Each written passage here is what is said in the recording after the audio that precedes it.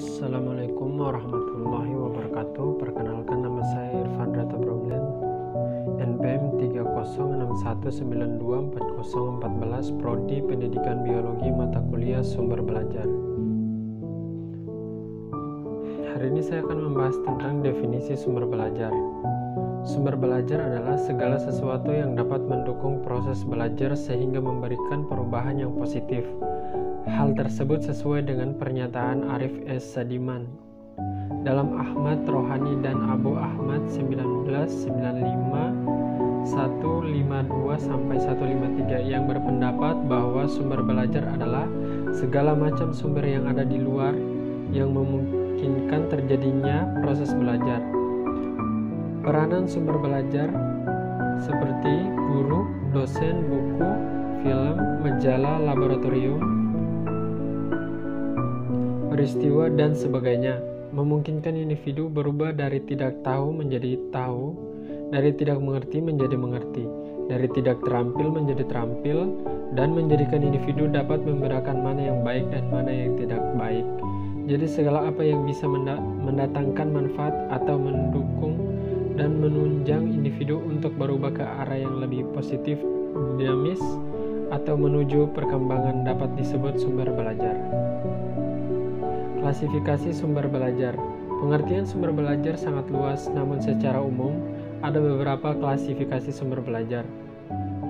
AECT, Association of Education Communication Technology, mengklasifikasikan sumber belajar terbagi menjadi 6 macam, yaitu 1. Message, 2. People, 3. Materials, 4. Device, 5. Teknik, dan 6. Setting. Ahmad Rohani dan Abu Ahmad 1995-155. 6 klasifikasi sumber belajar tersebut dapat dijelaskan sebagai berikut. Message, pesan, yaitu informasi atau ajaran yang diteruskan oleh komponen lain dalam bentuk gagasan, fakta, arti, dan data. People, orang, yakni manusia yang bertindak sebagai penyimpan, pengolah, dan penyaji pesan. Termasuk kelompok ini misalnya dosen, guru, tutor, dan lain-lain. Materials, bahan, yaitu perangkat lunak yang mengandung pesan untuk disajikan melalui penggunaan alat, perangkat keras, ataupun oleh diri sendiri. Berbagai program media termasuk kategori materials seperti transportasi, slide, film, audio, video, modul, majalah, buku, dan sebagainya. Device, alat, yakni sesuatu perangkat keras yang digunakan untuk menyampaikan pesan yang tersimpan dalam bahan, misalnya overhead proyektor, slide, video, tape atau recorder, dan lain-lain.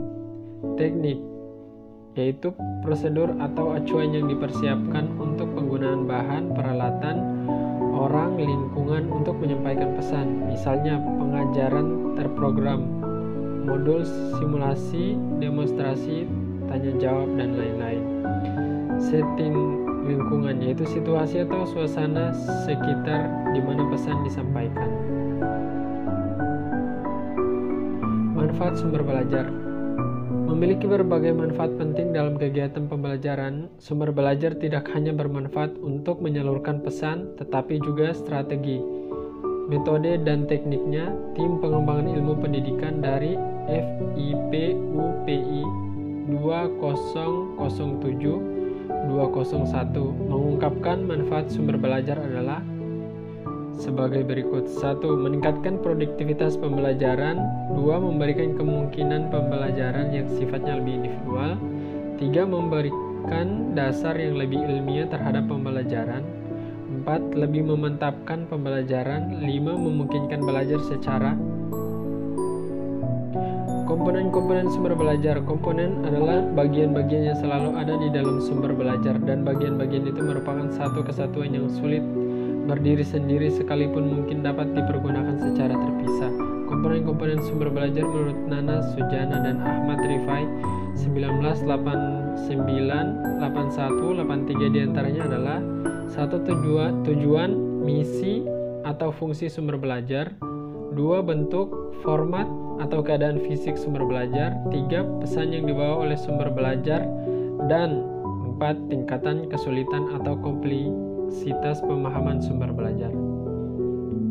Evaluasi sumber belajar. Pengembangan sumber belajar memerlukan evaluasi untuk mengetahui mutu dari sumber belajar tersebut. Evaluasi sumber belajar IPS bentuk majalah ini mengadopsi dari evaluasi buku teks yang disampaikan oleh Mas Nur Muhslik 2010 291 sampai 313 yang kemudian disesuaikan dengan evaluasi pembuatan majalah.